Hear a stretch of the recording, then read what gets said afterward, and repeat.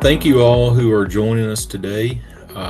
We really appreciate you taking the time out of your afternoon to join us for this webinar. I'd like to tell you a little bit about, myself. I'm Kurt Westmoreland, Chief Commercial Officer with FlexRay, and one of the things that we've been trying to do is some of these roundtables. We've done quite a few all throughout the year, and we're excited to see that so many of the industry members have really been making time to join us with these discussions because for us it really shows how much time and attention you guys are putting into getting better at your jobs and making the food industry safer as a whole. We're also really happy to see how many folks are on here live. The last few times we've done this, we've really had a lot of interactive comments. And so as we go through this, and please put your comments into the comment field so that we can get discussion, because it makes these events much more valuable for everybody that's participating. If you've got questions or comments, again, make sure you put them over there. And as we can, we'll pull those questions into the standard conversation. But those that we don't get to, we'll try our best to get to those at the dedicated Q&A time at the end of this conversation. So the topic of the conversation today is really going to be focused on the improvements that the food safety leaders, you guys that are here, can be making as you move forward into 2025 as it relates to your foreign material challenges and management of your programs. While many times your planning cycles don't happen until later in the year, we know that it's getting close to budget time, and thought we'd give you guys some information that you might be able to utilize as you get into discussions with your operations team and leadership, around the tough discussions that you may have as it regards budgeting and resource allocation and those kind of things. So with that in mind, I'll introduce our panelists. We've got a couple of really excellent panelists join us today who's going to bring an awful lot of information because they've both got a lot of experience managing programs in this area. So we'll start out with Danielle Richardson. Danielle is the Director of Food Safety at ConAgra. She's been in the food industry for over 29 years. And right now is serving in the role also as Director of Regulatory Affairs for ConAgra, managing the regulatory compliance food safety events. She's also ConAgra's foreign material subject matter expert, in which she's responsible for foreign material risk mitigation programs, risk assessments, technical support, and education to enhance existing foreign material control programs and foreign material initiatives. And this is both internally and with our external manufacturing plants and suppliers. Brian Perry. Brian's been in the industry for many years and is an esteemed food safety and quality assurance expert, boasting a rich career over 25 years. His leadership has been instrumental in directing and refining food safety and quality, driving innovation, R&D processes, and leading risk prevention and refining operational standards for Fortune 500 companies. Brian currently is serving as the President and General Manager for Select Services Quality Services, and most recently was Senior VP and Chief Safety Officer for Treehouse Foods. So thank you guys for joining us. Really looking forward to the conversation and where this is going to take us. So we'll jump right into it. One of the first questions I'd like to ask you guys as panelists, and really this is for both of you. So, Danielle, ladies first, if you'd like to answer as we move into this.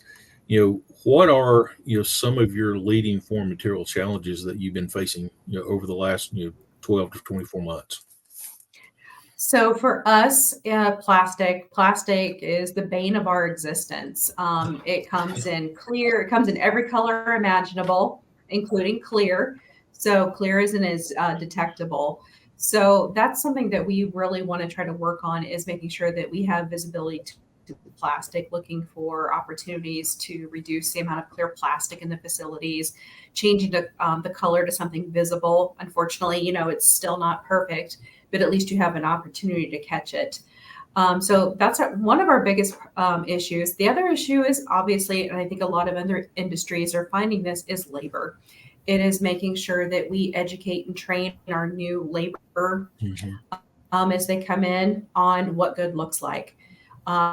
We want them to understand their impact to food safety, how foreign material affects it, how they affect foreign material, and just that continuing education and teaching people what good looks like and what good does not look like as well. So those are our biggest challenges. Great.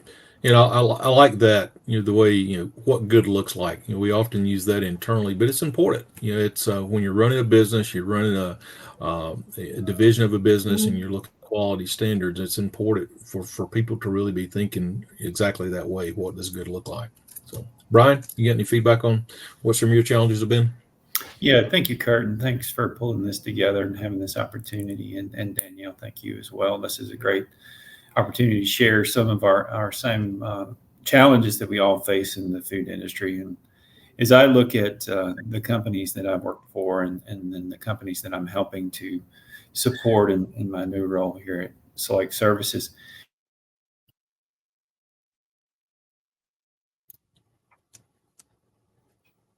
in a dry environment with all the drying areas that we have. And you have a lot of sieves and a lot of wire potential that can come into the foreign material landscape. And wire is tough. If you think about metal detection capability, depending on the orientation on that, you may or may not see it. And it goes back to having that really comprehensive piece of, do you have the right technology for the right risks in your plants? Do you have the right preventive maintenance as well? So I think as we talk about this, many times we'll say an ounce of prevention is worth a pound of cure. If we can engage a food safety culture with all of our team members, and particularly focused on our maintenance teams, when they see an issue and they're looking at different equipment and find a hole in a screen, and what happens, what are the notifications that happens, what's the root cause, how do you understand that? So things like wire, and I echo Danielle's comments on plastic. Being able to see those things that, as we say, float. If you're going to put something through the X-ray, will it float on water? Those are tough, especially as you think about all of the different PPE, and that goes back to gloves, plastic liners, things like that. And how do we engage that individuals every day doing the right thing and building that culture of food safety that helps to prevent those foreign materials? Yeah, and the challenge that both of you guys have mentioned there around the plastics, it's a tough one. It's also as a third party provider in this arena, it's probably the toughest thing we deal with is trying to find and see those clear plastics. And I know that there are companies out there working on inline technologies to help improve that. And we know that there's a specific company that's looking at doing some things along the lines of insertions into products that may help them be detected. But that's one as an industry that we got to continue taking a look at and see where it leads. So the next question, this one, I think both of you've answered this to an extent, but Danielle, maybe for you, this one, really, as you look at improving your foreign material programs from, where you've been in 23, 24, what are some of the key learnings that you guys have, seen over the last couple of years that you think will help you going forward? So some of the key learnings are looking at our equipment. Are we using it correctly? Do we understand how it works, what its limitations are? I think one of the things that's really critical in a foreign material control program is you can implement all the equipment in the world, but every piece of equipment has limitations. And I think having a realistic understanding of those limitations really helps you assess the risk. So we try to understand, what we can and can't see with our own equipment. And then the other thing is actually, getting out and looking around the area. I talked about, we teach people what good looks like. It's making them do walkthroughs, inspections, looking for behavioral opportunities, equipment opportunities, where we need to invest capital to reduce that foreign material program. So there's a lot of things that we've done to improve that, and just making people get out and look. If you look, you'll be surprised what you find. Great. And Brian, you're thinking about the comments that we've had already to the first two questions and what Daniel's just said right there. As some of the things that you've looked at over the years, can you give us kind of a brief description of some of the foreign material processes and systems that you've used to help limit challenges or issues? Yeah, I think, Kurt, for me, it's how do you build a multiple hurdle approach to eliminating foreign material from your product stream, and not relying so much on the end process inspection to do that. So how do you put in place magnets? How do you put in place particular types of sieves that keep large materials out? There's some of these foreign materials that are just inherent to our product, right? So things like stem materials, cherry pits, those types of things. How do you work with your vendors upstream to understand what their foreign material control capabilities are and how they can eliminate that from your product? I think about my time working with the poultry industry, and the inherent nature of trying to eliminate bone and hard particles there. That takes a lot of effort from a lot of people, and doing it both visually and with X-ray technology as well. So as you think about it, really from a farm to fork, there's no silver bullet that's going to keep the foreign material from getting into your product and ultimately to your consumers. It's how do you build that, what I call a Swiss cheese model, where you've got the different layers of prevention there, that maybe not all those holes line up, but having that multiple hurdle approach that doesn't just rely completely on in-product inspection. Given that that's a very important piece of this, because that will inform you that you have a problem. If you find the number of kickoffs on your metal detector or your X-ray, that really will drive you to action. But it's not a screen, right? It's how to prevent those types of things all throughout the supply chain. Okay, great. Yeah, So, I agree. That multi-hurdle approach Amy. is the best, because then you can minimize your losses when you do find that. Because I think we have to get past that. Well, we have detection at the end of the run or after packaging, so it's going to catch everything. No, we need to back it up and figure out where it makes the most sense to implement that equipment. Sometimes it could be after a grinder or after a certain process step, because what you're doing is you're eliminating that risk farther back stream, and then reducing losses,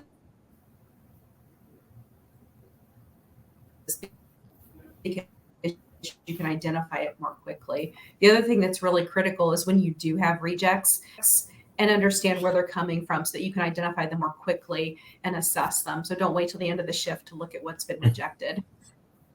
Great. And I'd just add to that, I think it's important to have established run rules on your rejects, right? So if you're getting one reject through a day versus 7 rejects within an hour, those are much different action steps that need to be taken. So developing those based on the types of products, your product history, how it interacts with your detection devices is extremely important. Great. Yeah. So we've implemented reaction criteria. I'm sorry. We've actually implemented reaction criteria guidelines for our facilities, so that if they have a certain number of rejects within a certain amount of time based on size and frequency, they have to take different actions, whether it's switching to a different lot of material, doing more investigation, inspection, putting product on hold. So that way we know that they're reacting appropriately within a good timeline. Great. So, based on the feedback both of you guys have given, I'm going to go off my script a bit here and change my next question that I had in line, because I think you both have addressed the question that I was going to ask, was what were some of the proactive processes that you're currently putting in place, and how they're going to be helpful to beneficial to as you build future programs. But one of the things that both of you mentioned during this last bit of the conversation was, how do we look upstream? How do we manage what's coming into the process? How do we work? Essentially, I think working with your suppliers. And so, I think one question that I have is, as you look at these and you try to work upstream, what are some things that you would consider doing or looking at in terms of putting things in place for supplier monitoring programs, or due diligence as you add new suppliers, or due diligence as you potentially look at co-packers? So either one or both of you have any feedback on that?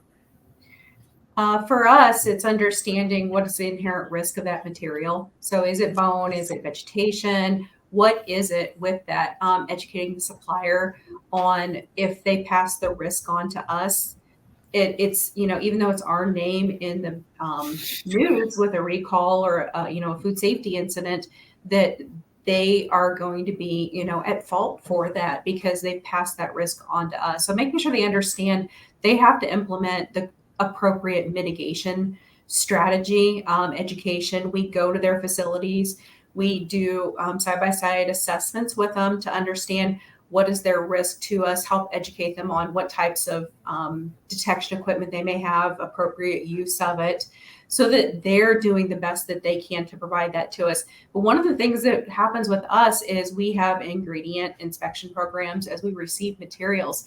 And we actually have phenomenal employees at our facilities that find a lot of things up front because people are looking. So that's that awareness factor of, hey, this is a problem or could be a problem with this, be on the lookout for it. So making sure and that goes to employee education and empowering them to speak up, say something. If you see something, do something about it.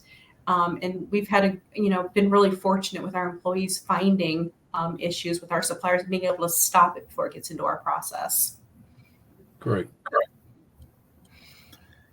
Yeah, I would just add to what Danielle mentioned. I think understanding what your supplier's capabilities are and making sure that they're staying on top of that as the hazards change. So I go back to an example we had working in the snack nuts business at one point. We had growers that were harvesting peanuts, and there was a influx in South Georgia and North Florida of a snail. And those snail shells, as they went through the vision system, looked exactly the same as a peanut. They were the same size, they were the same color. So how do you, as things evolve and change, how do you stay on top of that? And how do your suppliers continue to stay on top of that? That was not a hazard that we were thinking about at the time, but these things evolve and change over time. And how do you continue to adapt to a changing marketplace? There's new ingredient components that come in all the time, and new ways of trying to find innovative products that may have stems, may have other things and that are involved in it. That even just the processing of the food may allow for large chunks that could be a choking hazard. So all of those things are important. And I think the one piece that does get missed sometimes is not only the supplier, but the logistics and the warehouse and the trucking companies. And as Danielle mentioned, having that good inbound inspection. There are pieces of pallet that could have been broken during the transit or during storage in the warehouse, product falling down on top of other products, and how you interact with those cases and of materials as you're handling them. You can actually increase that farm material risk in that in-between time. And I don't think that's something that we always think about. Yeah, that's multiple great examples there. And, one of the things that I think is important for the industry to understand is, I've been in different parts of the industry for a long time. And in those situations, we put in supplier programs and co-packer programs really around microbiological standards, chemical standards, and those kind of things. And I think as we start to look at this thing from a foreign material standpoint, some of those same type programs and monitoring processes and evaluating and due diligence are going to be valuable for the industry. But one of the key things that we look at during those situations is these supplier programs are not designed to be punitive to your suppliers. They're designed to help suppliers improve and for you guys to identify the suppliers that are providing the best quality product so that you guys can work better together. And I think that's a key that's often misunderstood when people start looking at, oh my gosh, now I've got to do this. But it's really about improvement for the entire industry and relationships between end users and suppliers. So exactly. And then one thing that's good is providing real-time feedback to suppliers. Hey, we're seeing this incident happen, and not waiting till maybe an end of the year review with them. This is happening now. What can we do, or what can we look at during the next harvest season to make this better? It's always looking forward. It's not, a one and done. It's that continuous, we've got to keep up with things and continue to make it better. Yeah. And on Great. the flip side, if you are a raw material supplier, coming at it with that sense of, thank you for that feedback. The initial response sometimes can be, well, that can't be us. We don't have that. Make sure that, as having been an ingredient supplier and working with ingredient suppliers, having that open dialogue to make sure that you're taking that feedback as a gift and picking up those diamonds off the ground to find ways to, do really good root cause, to look at what your prevention control strategies are, and how does that impact that across every link in the supply chain. Yep. Great. So, kind of changing gears a little bit, we've talked something along these lines. Danielle, when you guys see a problem or you see that there's a foreign material incident, kind of outline some of the steps that you and your teams take, to address those. Well, I'm also the recall coordinator, so I'm very sensitive to let's get control of it so that we don't put it out into the marketplace. So that's always one of the first things I ask is, do we have it under control? And understanding where it's at, what our business impact is and risk to the business. So once we get it under control, then you start asking the questions. What happened? How did it happen? Was there maintenance in the area? Do you know what material it is? Did you save the material? Too many times, maintenance changed it and threw it away. Well, I don't know how much was recovered, how much was lost, what our risk is. It's hard to do a risk assessment when you don't know what the material is, what it's made out of, how much was recovered. We start with employee interviews. We start, understanding what did you see, what happened with that. One thing that we found to be really helpful is cameras. Employee interviews are great, but I always like the trust but verify. Cameras don't lie, they don't forget. So having cameras at the right place and making sure that they're capturing critical areas. And that's also like, a food defense option is, having cameras in places where you could have a high risk for foreign material ingress into the product, understanding what happened with it, when it happened, so you can understand what failed and also how to mitigate that risk with your camera evidence. The other thing that's important is making sure you save your footage for the right amount of time. Then, because if you don't save your footage, you don't have anything to go back on. So there's a lot of things you have to take into account in your investigation. And then going to, Brian mentioned, corrective actions. I think sometimes we make an assumption of, the root cause is, the gasket failed. That's not a root cause. Why did it fail? How did it fail? What happened? What did you do to it? There's all those questions you have to ask to truly understand how something failed. Mm-hmm. Tell you what, you guys are making this easy for me as I go through my questions here and moderating, because my next one's going to be to Brian around root cause, and you just teed it up, so thank you.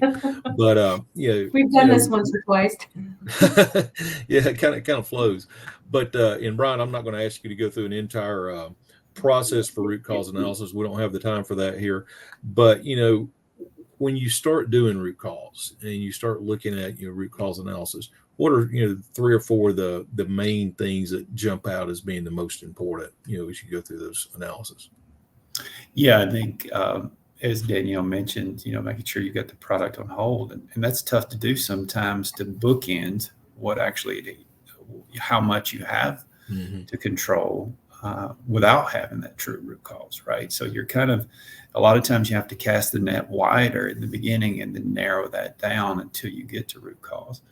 And I think the elements that I see to the most effective root cause are the ones that don't stop too soon, which and Danielle mentioned that as being one of the issues that we see quite often is, well, some piece of equipment failed. And like, how do you use a 5Y? How do you use a fishbone? How do you use some of those CI tool or continuous improvement tools? And you may even need to use even more complex problem solving tools like QM 10-step to really get to that root cause. Because if you do stop too soon, then you're leaving those corrective actions on the table, right? That you potentially could have a repeat of the issue. I think the other piece is making sure that those that are involved in the root cause analysis are try to get as close to the work as you possibly can. Engage your operators. Make sure you've got your team members that are on your maintenance team involved. Make sure you've got a good cross-functional elements, because many times what we think is happening is not what's really happening, because people will find ways to do their job. And sometimes our employees are telling us something without telling us something through that process. So making sure you get the right people involved and engaged, and you don't stop too soon. And then making sure that you follow up with those corrective actions after you've implemented them to make sure that they stick, right? And I think having sticky corrective actions, and then if you have a repeat of the issue, open it back up, right? If you have a quality incident that's involving foreign material and you have that same foreign material, that tells you you haven't addressed the root cause. So how do you go back and review that again to make sure that you haven't stopped too soon and left something on the table? Right. And, both of you guys have mentioned. And one thing that's Go ahead. super important. Oh, go ahead. Oh, sorry. One thing that's super important and with that root cause and corrective action is not being, I guess, going in with blinders on and looking to see, okay, this piece of equipment is here. Where else do we have it? We need to look at the similar pieces of equipment, similar materials, because if this failed, all these others could fail just as easily. So it's applying that corrective action across the board and not just looking at that one piece of equipment that failed, because if you don't fix it all, it's all going to fail. And both of you guys have mentioned maintenance and looking at different things within the maintenance process. And Danielle, I liked your comment as well. We had a broken gasket. Well, the broken gasket's not the root cause. The root cause is something going on in the process. But one of the things that we've been helping customers with, and I think it's important to think about, is if you have a problem and there's something going on, you want it to be something that you can identify and find a solution for. In i.e., if you've got broken gaskets, are they gaskets that your inline X-ray machines can pick up? Or if not inline, if third party, is it something that a third party like FlexRay can pick up? Because the quality of the components that are involved in your process, you go a long way toward you guys being able to truly determine root cause. And if you can't find it, it's really going to be hard to determine what the root cause is. And we've seen a lot of customers, a lot of people doing things such as taking known components that are problems and really just testing, putting them in the product and having us try to identify if we can find them, building a portfolio of, hey, these SKUs, we know we can find these components, because it gets you ahead of the game and it helps you work with your maintenance program to get back to there. So it's just it's another piece of that root cause analysis. So yeah, one thing that's so critical with root cause analysis and understanding, where you have equipment, is making sure you have all your equipment appropriately documented, the things you can see and the things you can't see. Too many times a gasket will fail and we'll find out that has been changed for years because we didn't know that was in there. We couldn't see it. We couldn't access it. So exactly right. That really makes it hard to find, a root cause when you didn't even know something existed. Yeah, or it's not exactly your right. program. Exactly right. And as I think about food safety professionals and what we have to do every day, we have to be all kinds of ologists, right? We have to be biologists, we have to be psychologists, and we have to be, in some cases, material and metallurgists and those types of things. And so making sure that, as you approach this with your maintenance teams and these issues around how equipment wears, is not only how does it wear during normal production, but how does that equipment and those pieces of that equipment interact during sanitation and the chemicals that we add to that equipment and things like that. So an example of that is we talked about the gaskets and the gasket material that you can have that is embedded to allow for it to be picked up on metal detection devices. In the past, we've seen where the chemical and cleaning solutions with those types of things may actually cause those items to become more brittle over time, maybe in a way that you haven't seen in something that wasn't embedded that can be picked up. So understanding not only how does your equipment work in a normal producing, but how does it work in all of those other times, like when we're doing maintenance, when we're doing sanitation? So throughout the complete life cycle of the machine. Right. And one of the one of the questions that we got from the audience there was, really, how do you work with your maintenance teams to be more proactive? And I think a lot of what we've just talked about has covered that. So, so that's great. So we're running up on, we've got about 12 minutes or so left here, 12 or 13. And I got a couple of more key questions I want to make sure we chat about before we open it up for Q&A. So, one of the things that, being a third party provider of this service, we know that customers have inline metal detectors, inline x-rays, and we think it's great. It's great for the industry because it's what's needed to help identify where there's opportunities and challenges. But when you guys, are looking at, let's say you have an issue, you have a problem, and you're trying to make a decision, do we try to rework product internally, or do we go outside to a third party to do this on a larger scale, knowing the differences in the technologies and those kind of things?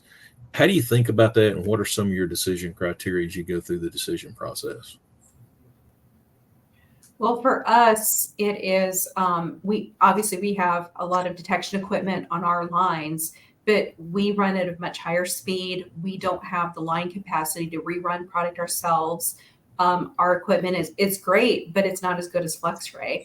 So we know that when we have a problem, we can always depend on FlexRay to do a more in-depth analysis for things that we may not be as good at detecting, especially with, the personal oversight. So that's something we would consider as part of a potential rework is, if our equipment can't do it, is there a possibility that FlexRay could catch it for us and be able to recover some of that product? Okay. Brian, you got anything different on that, or? Yeah, the way I kind of think about it, Kurt, it's a little bit like going to the family doctor, right? You're going to have your preventive measures, you're going to have your checkups, you're going to have all those things that you're working in your plant with your own foreign material control programs, the equipment that you have in place. But then you realize that you have an issue and you need to go see a specialist, right? So, and that's where we leverage Flex X-ray and third party, because that's what the work you do, right? And the speeds that you're able to go and the limits that you're able to achieve may be different than what we would normally see in our normal day-to-day checkups, right? So we want somebody who actually does this for a living to help us. And I think it helps in not only our root cause analysis that we talked about before, it helps in the bookending of understanding, did we capture enough, or did we capture too much? All of those types of things are really great outputs of the elements that a third party can provide. Great. And as you guys think about your programs, I think we all know, and we're all very well aware of the impact that sustainability programs is having on the industry as a whole. And in specific, one of the things that we concentrate on very heavily is helping our customers with waste reduction. And so when you look at your sustainability programs, how much does waste reduction tie into your program, and or how your leaders of sustainability in the company might look at your programs? For us, obviously we don't want to throw away product that could be perfectly safe for people to eat. But we don't want to get rid of any more than we need to. So I think it's also a balance of cost too. We have to make sure that, the cost of shipment, inspection doesn't outweigh the cost of materials and disposal. So it's kind of a balancing act, but we definitely try to inspect as much as possible, because we don't want to be throwing away that food. Correct. Yeah, I would agree. Food waste is a huge concern for us as a nation, and how we need to look at that from our, help to meet our sustainability goals. So if you can prove without a shadow of a doubt that you don't have an issue, being able to have that confidence and provide that food to people who need it, it's really important. And I think, even things like being able to reduce the amount of packaging that is lost in these types of things. So, can you run it singular through a whole case? Can you recase it in the same case that you were looking at as you're doing your third-party X-ray? All of those types of things are bonuses that you can help to eliminate waste from the streams. And as Danielle mentioned, the road miles that go on to our products, that makes a big difference as well. So incorporating all of those types of things, food safety and quality being the number one, and then anything that you can do to eliminate the waste and meet your ESG goals, it helps to make our sustainability much better in the long run. All right. Appreciate it, Brian. I'm sure some of you guys saw my little helper step their head in the back door there. So sorry about that. But and so as we get ready to wrap up here, one last question for you guys is, as you're looking forward to your 2025 planning, what would be one or two things that you're looking to do to improve your overall program as you move forward? Maybe something that would help the audience out as well. So we're working with maintenance to help understand where we have opportunities to specify gasket usage. We're also looking at improving our detection capability. What else do we need besides X-ray? Do we need color sorters? Do we need something else? So we're working with the plants to understand what are their needs so that we can prioritize and fund the equipment, and also making sure we're replacing equipment, that we don't let it age out and completely die on us. Yeah, right. Brian, you got anything to add to that? Yeah, as I've worked in the past and as I'm working with clients now, I think it goes to what is helping develop your overall food safety and quality strategy, and how do you think about that from the inherent risk to eliminate those. And so quality planning up front and working with capital investments that may be required. There's a lot of customers out there that are moving to mandating X-rays. And we know there's many lines that produce food products across the United States that may have metal detection devices, but don't necessarily have X-rays on those lines. So it's a good place to be if you're in the X-ray business right now, and helping to eliminate that types of foreign material that may not be caught on those metal detectors. So that's a big part of it. And then I think as you look overall is how do you build that engagement and build this as part of your food safety culture, right? We tend to think about micro and a lot of the allergen issues, but the foreign material control has to be a core element of how you do that, because you can really cause some major injury with some of these types of foreign materials that we're talking about. So incorporating that overall into your risk reduction strategy as an organization. Yeah, that's a great point, Brian, because one of the things that we know from doing data research and evaluation of the market is typically foreign material is the number one recall or cause of recalls in North America on an annual basis, closely followed by allergens and then microbiological concerns. So you mentioned all three of those as something that's important to build into the program. So all right, so it looks like we've got maybe 7 or 8 minutes left. I'd like to open it up to the audience if you could put any questions in that you've got. We've already had a few that we've tried to answer as we go along. Anybody got any other questions that you'd like to enter right now for us to answer?